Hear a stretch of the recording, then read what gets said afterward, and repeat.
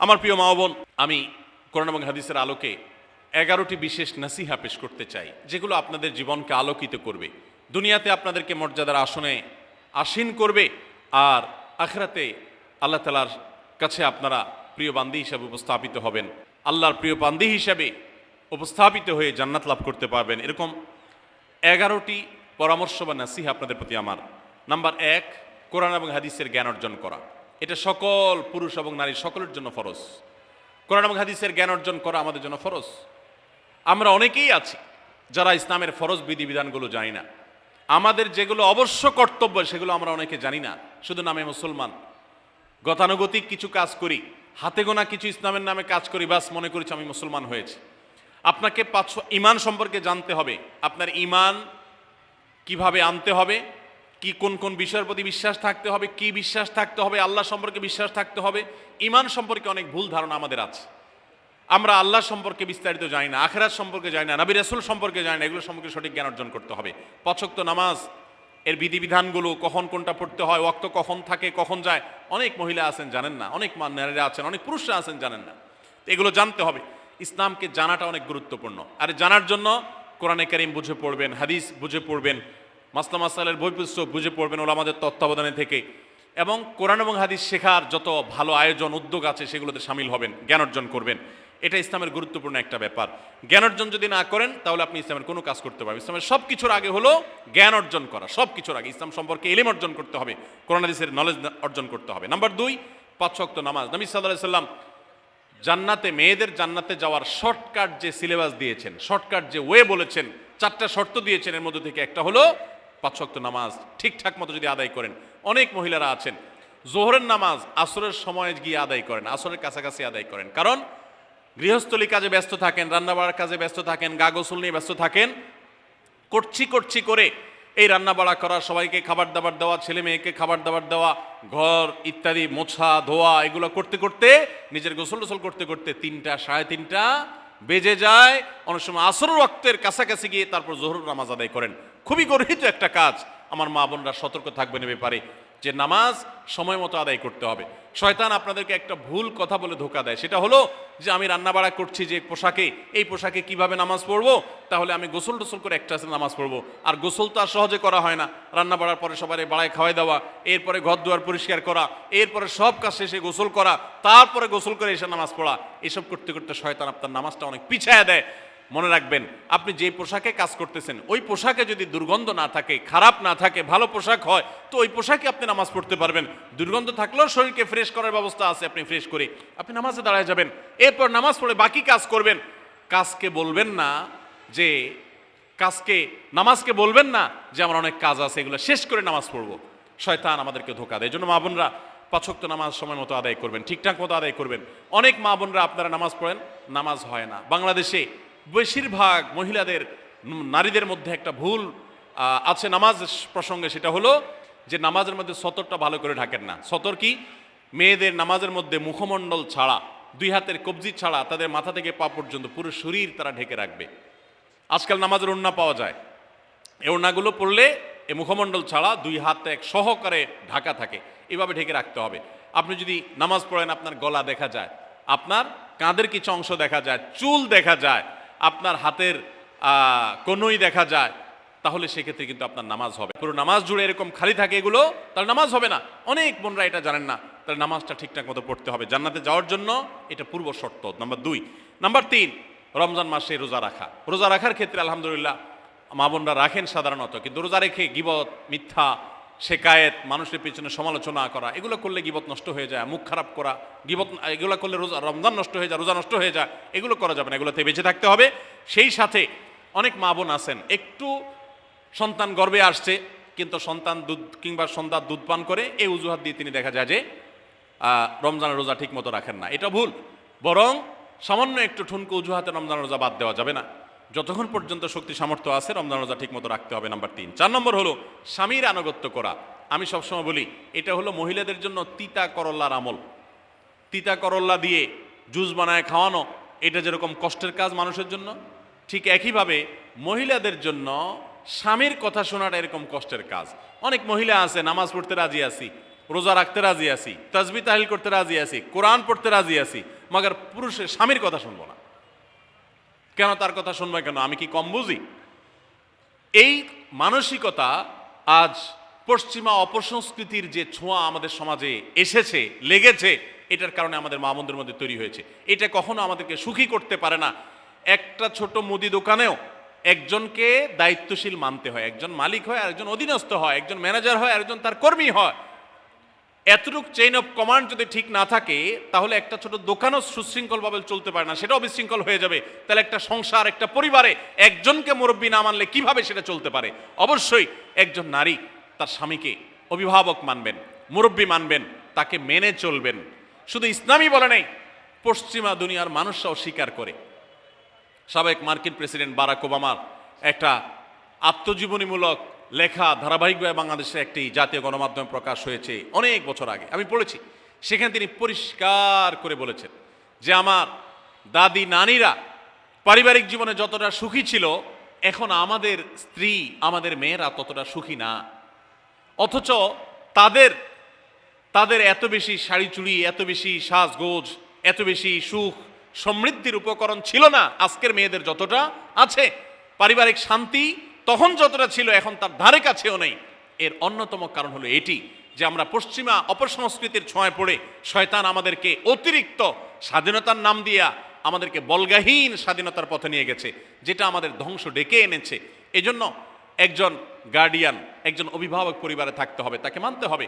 আপনি নারী হিসাবে আপনার স্বামীটাকে যদি মনে হয় একটু বোকা কিসিমের, সে বুঝে না, আপনি অবশ্যই ডেফিনেটলি আপনি তাকে বোঝাবেন, আপনি তাকে আপনার মতামত বলবেন, তারও কর্তব্য আপনার মতামত গ্রহণ করা। কিন্তু এর মানে এই না যে আপনি তাকে ডিনাই করবেন, পাত্তা দিবেন না, অবজ্ঞা করবেন, তার কাছে জিজ্ঞেস করা ছাড়া যেদিক সেদিক যাবেন, যা খুশি তা করবেন, এটা উচিত না। আপনার জান্নাতে যাওয়ার প্রয়োজনে ওই যে তিতা করল্লা বলেছি, সে যদি কোনো দিক থেকে তাকে মানতে আপনার কষ্ট হয়, আপনার থেকে সে পিছিয়ে আসে বুদ্ধিতে জ্ঞানে, তারপরে একটু কষ্ট করে ঢোক গিলেন, একটু কষ্ট করে সবর করেন, শুধুমাত্র জান্নাতের আশায় আল্লাহ তাআলা আপনাকে মর্যাদা দিবেন, দুনিয়াতে বড় করবেন, আখিরাতে বড় করবেন। অনেক সময় দেখা যায় পুরুষতান্ত্রিক সমাজে আমাদের দেশে দেখা যায় যে পুরুষদের নানা অনাচারে মেয়েরা অতিষ্ঠ হয়। একটু সবর করেন, সন্তান সন্ততি বড় হবে, তখন আর পুরুষের এই সমস্ত জুলুম থাকবে না, পুরুষ তখন দৌড়ের উপরে থাকবে। এই বাস্তবতা আমরা প্রত্যেকটা মানুষ উপলব্ধি করার কথা। অতএব মেয়েদের, মুসলিম নারীদের অত্যন্ত গুরুত্বপূর্ণ আরেকটি বিষয় হলো 4 নম্বর যেটি বললাম, স্বামীর আনুগত্য করা। যতটুকু সম্ভব তার সর্বোচ্চ আনুগত্য করার চেষ্টা করতে হবে, যতক্ষণ তিনি কোরআন হাদিসের কথা বলেন। স্বামী যদি কোনো অন্যায় কথা করতে বলেন, তাহলে তখন আর তার কোনো কথা শোনা যাবে না।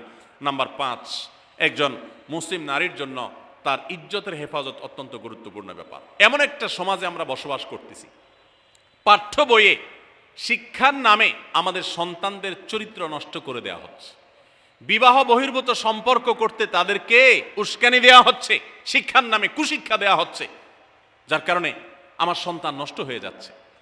এই জন্য আমি বলি, এমন যুবক, এমন যুবতী আজকাল সোনার হরিণ হয়ে গেছে।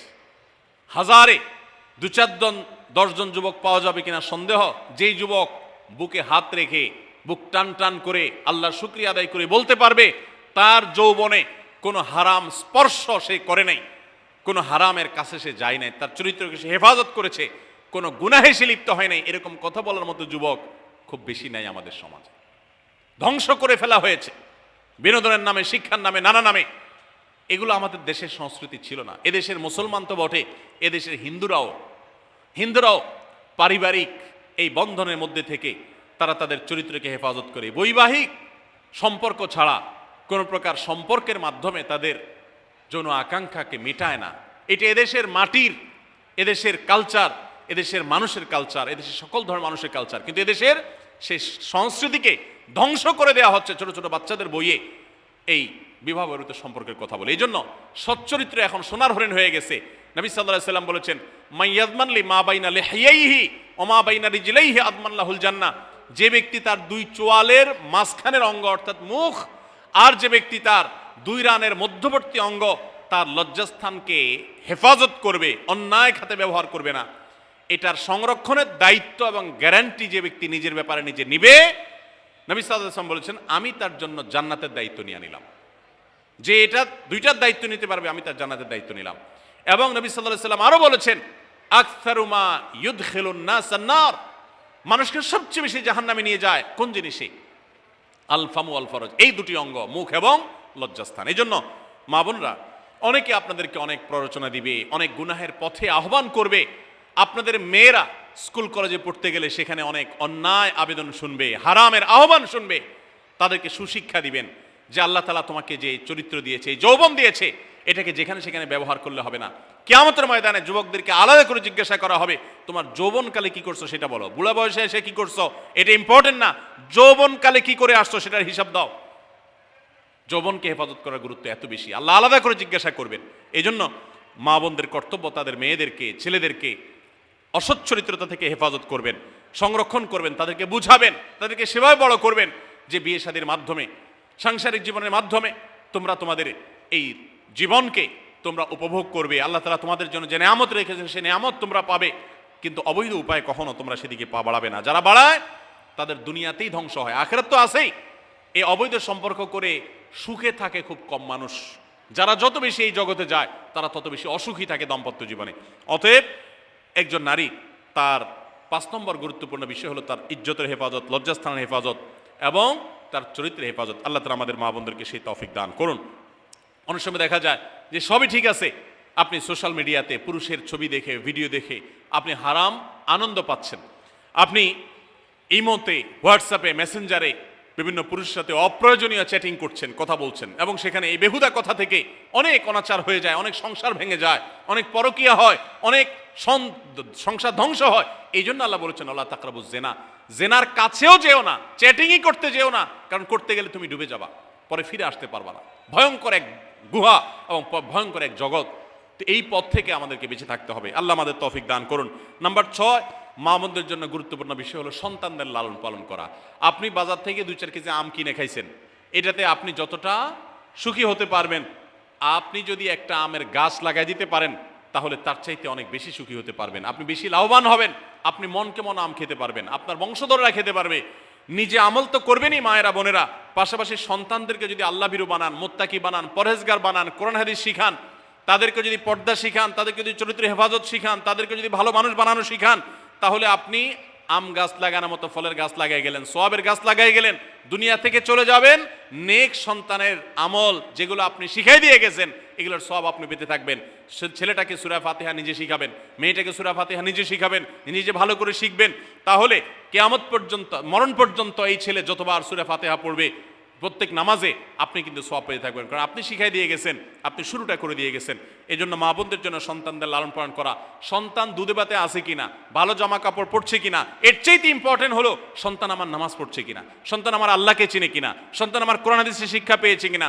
সন্তান একদিন স্কুলে যায় না, তার জন্য আমার মাথা খারাপ হলে, সন্তান একদিন নামাজ পড়ে না এক ওয়াক্ত, তার জন্য আরো বেশি মাথা খারাপ হতে হবে। তাহলে আপনি দায়িত্বশীল মা হতে পারবেন, দায়িত্বশীল বাবা হতে পারবেন। মনে রাখবেন নবী সাল্লাল্লাহু আলাইহি ওয়াসাল্লাম বলেছেন, প্রত্যেকটা শিশু জন্মগ্রহণ করে ভালো মানুষ হয়ে, কেউ জন্মগতভাবে খারাপ হয় না, ডাকাত হয়ে জন্মায় না, তবে তার মা বাপ তাকে নষ্ট করে। কারণ মা বাপ তাকে ঠিক মতো লালন পালন না করে, ভালো পরিবেশ দেয় না, খারাপ ছেলেফেলের সাথে মিশে, তখন সে নষ্ট হয়। এই জন্য আপনার দায়িত্ব সন্তান কার সাথে মিশছে, কোথায় যাচ্ছে, কি করতেছে, মোবাইলে কি দেখছে, সন্তানকে সময় দেন, মোবাইল টিপাটিপি বন্ধ করেন, তাদেরকে নিয়ে বসেন, তাদেরকে কথা শোনান, কোরআন হাদিস পাঠ করে শোনান, তাদেরকে ভালো পরিবেশ দেন, ভালো ফ্যামিলির, দিনদার ফ্যামিলির বাচ্চাদের সাথে তাদেরকে মিশান। ইনশাআল্লাহ আপনি আল্লাহর কাছে এর জন্য উত্তম বিনিময় পাবেন, সওয়াব পাবেন। নাম্বার 7, মা বোনরা, বিশেষ করে আপনাদের জন্য গুরুত্বপূর্ণ হলো কৃতজ্ঞতা আদায় করবেন। পুরুষদের জন্য গুরুত্বপূর্ণ, কিন্তু মা বোনদের জন্য বিশেষ গুরুত্বপূর্ণ এই জন্য যে নবী সাল্লাল্লাহু আলাইহি ওয়াসাল্লাম বলেছেন, তিনি জাহান্নামে নারীদেরকে যে দেখেছেন, তাকে যে দেখানো হয়েছে মেরাজে, যে প্রচুর সংখ্যক নারীরা জাহান্নামে, এর অন্যতম একটা কারণ ছিল নেয়ামতের নাশকরি করা। পুরুষদের মধ্যেও নাশকরির কারণে বহু পুরুষ জাহান্নামে যাবে। মা বোনরা, স্বামী এবং নিজের জগতে যতটুকু আল্লাহ তাআলা দিয়েছেন এতটুকুর উপর শুকর আদায় করবেন। আপনার স্বামী মানুষটা হয়তো মুখটা খারাপ, কিন্তু তার শরীরটা ভালো আছে, সে আপনাকে উপার্জন করে এনে খাওয়ায়। অনেক মহিলা আছে, তার স্বামী হয়তো অ্যাক্সিডেন্ট করে পঙ্গু হয়ে গেছে, সে হয়তো বিছানা শুয়ে বাকি জীবন কাটিয়েছে, তার কষ্টের কোনো শেষ নেই। আপনার স্বামী হয়তো বা তার কোনো দিক থেকে দুর্বলতা আছে, আবার বহু দিক থেকে তার ভালো গুণ আছে। একই কথা পুরুষদের জন্য ইসলাম নির্দেশ করেছে যে তার স্ত্রীর একটা গুণ খারাপ দেখে যদি তার কষ্ট লাগে, তো সে চিন্তা করলে 10টা গুণ ভালো দেখবে, সেটা দেখে শুকর আদায় করা উচিত। এই শুকরিয়া আদায় করা ছাড়া পুরুষ হোক নারী হোক কেউ আল্লাহর প্রিয় বান্দা হতে পারবে না। এজন্য আল্লাহর কাছে শুকরিয়া আদায় করবেন। মায়েরা বিশেষ করে শ্বশুরের বাড়িতে যাওয়ার পর প্রথম অনেক কষ্ট হয়। আমি সবসময় বলি, শ্বশুর বাড়িতে যাওয়ার পর মেয়েরা আমাদের দেশে নানান জুলুম নির্যাতন সহ্য করতে হয়। শাশুড়ি বাঁকা চোখে দেখে, সব শাশুড়ি না, অনেক শাশুড়ি, অনেক সময় ননদরা বাঁকা চোখে দেখে, স্বামী লোকটা জ্বালায় নানাভাবে, দেবররা জ্বালায় নানানভাবে, মানুষ খোঁচাখুচি করে, কষ্ট দেয়। একটু ধৈর্য ধারণ করেন, আল্লাহ তাআলা আপনার সংসারে যখন 2-4টা সন্তান দিবে, এরা যখন বড় হয়ে যাবে, এগুলো সব আপনার বাহিনী হয়ে যাবে, তখন দেখবেন ওই বুড়া আস্তে আস্তে চুপসে গেছে, বুড়ার বড় কোনো গলা নাই, বড় কোনো কথা নাই, কারণ পোলাপান সব মায়ের পক্ষে থাকে, বুড়া সব আস্তে আস্তে সাইজ হয়ে যায়। এই জন্য মা বোনরা সবর করবেন, ধৈর্য ধারণ করবেন, খবরদার ধৈর্য হারা হবেন না, শুকর আদায় করবেন। নাম্বার 8, কখনো মুখ খারাপ করবেন না, গালিগালাজ করবেন না, অভিশাপ দিবেন না। অনেক সময় পোলাপান একটু উল্টাপাল্টা করলে তাদেরকে অনেক মা অভিশাপ দিয়ে দেন, গজব ঠাডা দিয়ে দেন, বদদোয়া করেন, মুখ দিয়ে খারাপ কথা বলে ফেলেন। এগুলো খুব খারাপ জিনিস। নবী সাল্লাল্লাহু আলাইহি সাল্লাম বলেছেন, যদি কাউকে গজব ঠাডা দেওয়া হয় তো এটার উপযুক্ত না হলে যে দেয় তার উপরে এসে পড়ে, এরকম ভয়াবহ একটা বিষয়। এই জন্য কোন অবস্থাতে এগুলো যেন না হয়। এবং মেয়েদের জাহান্নামে যাওয়ার বেশি জাহান্নামে যাওয়ার অন্যতম একটা কারণ এটাও যে তাদের মধ্যে, অনেকের মধ্যে, আমি সবার কথা বলছি না, যে এই ধরনের গালিগালাজ করা, অভিশাপ দেওয়ার বদস্বভাব আছে। এই বদস্বভাব বহু পুরুষের মধ্যেও আছে, সবাইকে ছাড়তে হবে। নাম্বার 9, আত্মীয়তার বন্ধন রক্ষা করার পরে দায়িত্বশীল হতে হবে। স্বামীকে স্বামীর ভাই বোনের সাথে সম্পর্ক ভালো রাখতে কখনো বাধা দিবেন না। অনেক মহিলা আছে বোকার মতো কাজ করে। স্বামী যদি স্বামীর ভাইকে টাকা পয়সা দেয়, সে অপছন্দ করে। স্বামী যদি স্বামীর বোনকে টাকা পয়সা দেয়, সে এটাকে পছন্দ করে না। মা বাবার খোঁজ খবর বেশি নিলে তার কাছে ভালো লাগে না। এই মহিলা হলো নির্বোধ। কেন নির্বোধ? কারণ নবী সাল্লাল্লাহু আলাইহি সাল্লাম বলেছেন যে মান সাররাহু আন ইউবসাতালাহু ফি রিজকিহি আও ইউনসালাহু ফি আথারি ফালিয়াসিল রাহিমা, যে ব্যক্তি চায় তার রিজিকে আল্লাহ বরকত দেখ, তার হায়াতে বরকত দেখ, সে যেন রক্ত সম্পর্কে আত্মীয়দের সাথে সম্পর্ক বেশি ভালো রাখে। তাহলে আপনার স্বামীর রিজিক বেশি হোক, টাকা পয়সা বেশি হোক, তার হায়াতে বরকত হোক, এটা যদি আপনি চান, তাহলে আপনি বরং তারা উৎসাহিত করা উচিত। তোমার ভাইটার খবর নাও, তোমার বোনটার বাড়িতে যাও, তোমার মা বাপের খেদমত করো, তাদের সাথে যত সম্পৃক্ত থাকবে আপনার স্বামীতে আল্লাহ তাআলা তত বরকত দান করবেন। এই জন্য তাকে সেটা করবেন। আবার পুরুষদেরও উচিত মেয়েদেরকে সুযোগ দেওয়া। তারা তাদের মেয়েরও তো কর্তব্য আছে তার বাপ মার প্রতি, বাপ মার খেদমত করবে, বাপ মার জন্য হাদিয়া তোফা দিবে। অনেক পুরুষরা আছে মেয়েদের পাওনা অধিকারই দেয় না, হাদিয়া তোফা কোত্থেকে দিবে, তাদের মহরটাই দেয় না, তাদের হাত খরচ দেয় না। আলাদা কিছু হাত খরচ দেওয়া উচিত, যে তার মতো সে খরচ করবে, তার মা বাপের জন্য খরচ করবে। এগুলোর বিনিময়ে আমরা আল্লাহর কাছে জান্নাত পাবো। অতএব এই আত্মীয়তার সম্পর্ক রক্ষা করা গুরুত্বপূর্ণ। নাম্বার 10, সাদাকা করবেন। সাদাকা জাহান্নাম থেকে মুক্তির কারণ। নবী সাল্লাল্লাহু আলাইহি সাল্লাম জাহান্নামের পরে সতর্ক করেছেন আপনাদেরকে, আমাদের সবাইকে। অতএব সাদাকা দিলে জাহান্নাম থেকে মুক্তির একটা পথ আমরা পাই, সুগম হয়। এবং নবী সাল্লাল্লাহু আলাইহি সাল্লামের সময় মহিলা সাহাবীরা তাদের গহনা খুলে আল্লাহর রাস্তায় দান করতেন। এজন্য মসজিদ, মাদ্রাসা, বিভিন্ন গুরুত্বপূর্ণ যে দানের খাতগুলো আছে সেগুলোতে বেশি বেশি দান করবেন, বেশি বেশি আল্লাহর রাস্তায় ব্যয় করবেন, যতটুকু তৌফিক আছে ততটুকু। এখন মহিলারা দান করবে কোত্থেকে? পুরুষরা মহরের টাকাই পরিশোধ করে না, বেচারে দান করবে কোত্থেকে? এই জন্য পুরুষরা দায়ী হবে। এবং মহিলারাও তাদের মহরের টাকা যেন অনাদায় না থাকে, তারা যেভাবে চেষ্টা করলে হয় সেভাবে চেষ্টা করবেন। এবং তাদের হাত খরচ আলাদা দেওয়া উচিত, এবং তারা পর্দার মধ্যে থেকে তাদের মতো উপার্জনও করতে পারেন, সেটাও শরীয়ত তাদের জন্য সুযোগ রেখেছে। যেভাবে হোক তারাও সাদাকার চেষ্টা করবেন। 11 নম্বর সর্বশেষ হলো সময়ের অপচয় করবেন না। এখন এমন একটা সময় চলছে, বেশিরভাগ মানুষ জাহান্নামে যাবে যেই কারণে, আজকের যুগে সবচেয়ে বেশি আমরা বিপদগামিতার মুখে যাচ্ছি যে কারণে, সেটার অন্যতম হলো এই স্মার্টফোনের অপব্যবহার। আমরা অনেকে আছি টেলিভিশনের বিভিন্ন সিরিয়ালে আসক্ত, অনেকে আছি বিভিন্ন নাটক সিনেমায় আসক্ত, অনেকে আছি ফেসবুক এবং ইউটিউব এগুলোতে আসক্ত। বিশেষ করে মা বোনদেরকে বলছি, অনেকেই আছেন এখনো রিমোট ছাড়া তার পেটের ভাত হজম হয় না, সারাদিন রিমোট হাতে বসে থাকেন, একটা পর একটা সিরিয়াল এবং চ্যানেল পাল্টাতে থাকে। মনে রাখবেন, সফল ইমানদার হতে হলে এই অনর্থক কাজ না ছাড়লে আপনি সফল ইমানদার হতে পারবেন না। অনেকে নামাজও পড়ে আবার সিরিয়ালও দেখে, অনেকে আছেন ফেসবুকে ঘন্টাকে ঘন্টা, ইউটিউবে ঘন্টা ঘন্টা সময় নষ্ট করেন।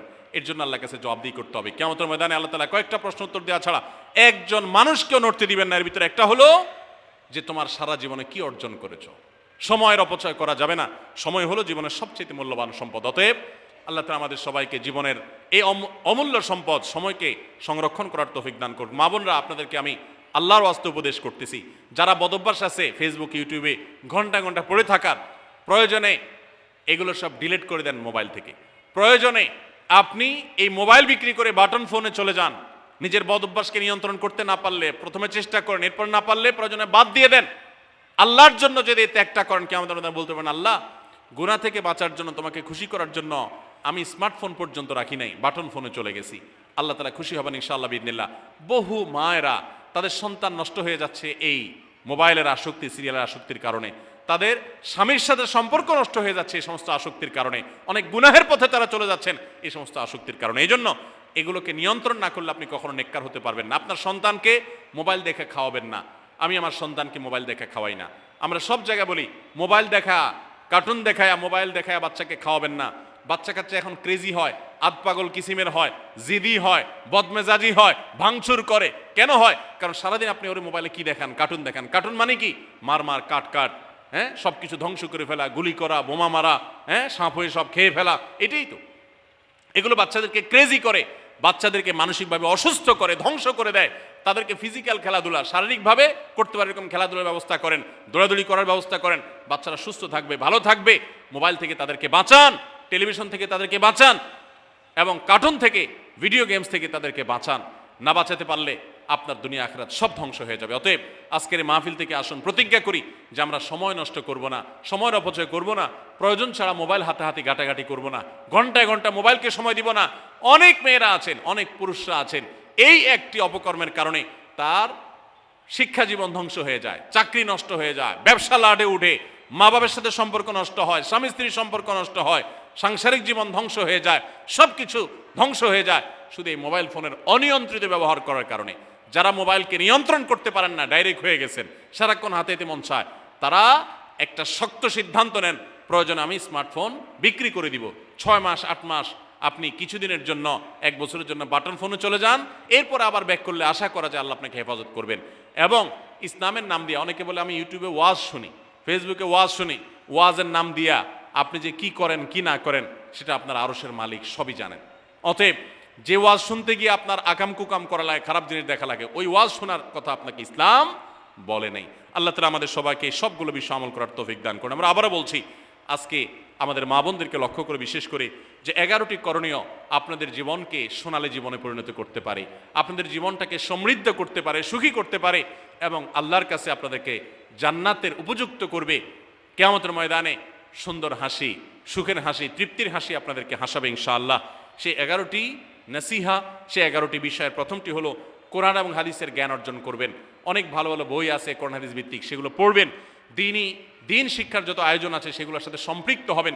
অনলাইনে অনেক কোর্স করা যায়, সেগুলোতে আপনি সম্পৃক্ত হতে পারেন। যেভাবে হোক আপনাকে কোরআন হাদিসের কথা জানতে হবে। আল্লাহ কি বলেছেন, রাসূল সাল্লাল্লাহু আলাইহি ওয়াসাল্লাম কি বলেছেন, মাসালা মাসাইল কখন কি করা উচিত, কোরআন হাদিসে কি বলা আছে, এগুলো জানতে হবে আপনাকে। যতটুকু সম্ভব জানার চেষ্টা করবেন। নাম্বার 2, 5 ওয়াক্ত নামাজ সঠিকভাবে আদায় করবেন, সময় মতো আদায় করবেন।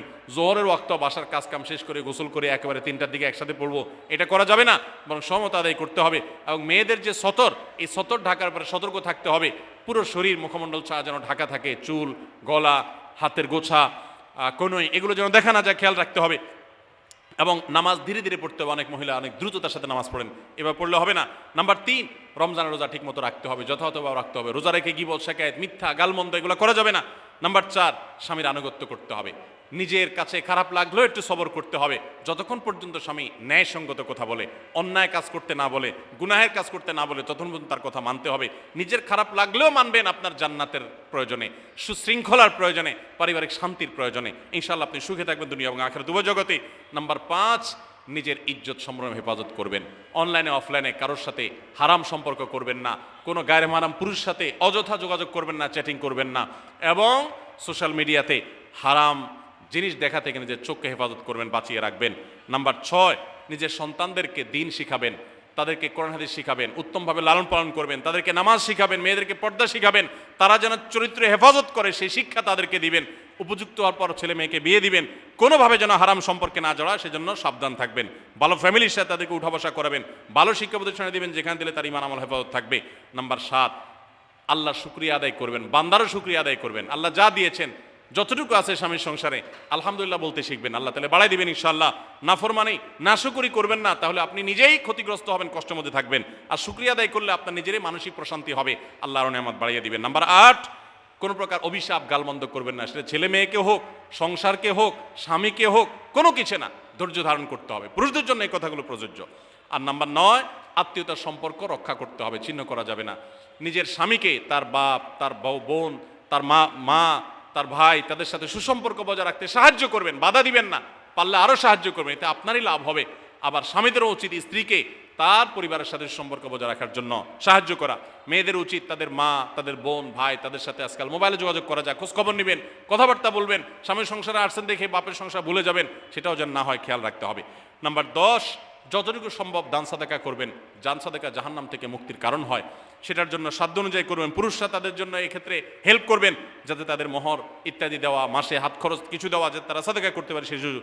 আজকাল দেখা যায় অনেক মেয়েরা টাকা পয়সা পেলে মার্কেটে চলে যাবেন, কি কিনবে এটা নিয়ে অস্থির হয়ে যান। মার্কেটে আপনি যা দরকার হলে যাবেন, কেনা দরকার হলে কিনবেন, কিন্তু দানের জন্য একটা খাত রাখবেন। পারিবারিক সাদাকা বাক্স, একটা বাক্স রাখবেন, যে খুচরা টাকা পয়সা বা বিভিন্ন টাকা পয়সা ছেলে মেয়েরা রাখবে, আপনি রাখবেন, উৎসাহিত করবেন। এটা দিয়ে একটা গরিব ফ্যামিলি মুখে হাসি ফোটাবেন, একটা ভালো কাজ করবেন। পারিবারিকভাবে এরকম দানের ব্যবস্থা করবেন বোনেরা। সর্বশেষ হলো, সময় নষ্ট করবেন না সোশ্যাল মিডিয়াতে। আল্লাহর ওয়াস্তে এটা থেকে নিজেকে বাঁচাবার জন্য সংগ্রাম করেন। যারা এখনো এই রোগ থেকে বাঁচতে পারেন নাই, আল্লাহর কসম করে বলছি, দুনিয়ার জীবনটাই ধ্বংস হবে, অসুখী থাকবেন, অশান্তিতে থাকবেন, আখিরাতের ধ্বংস তো আছেই।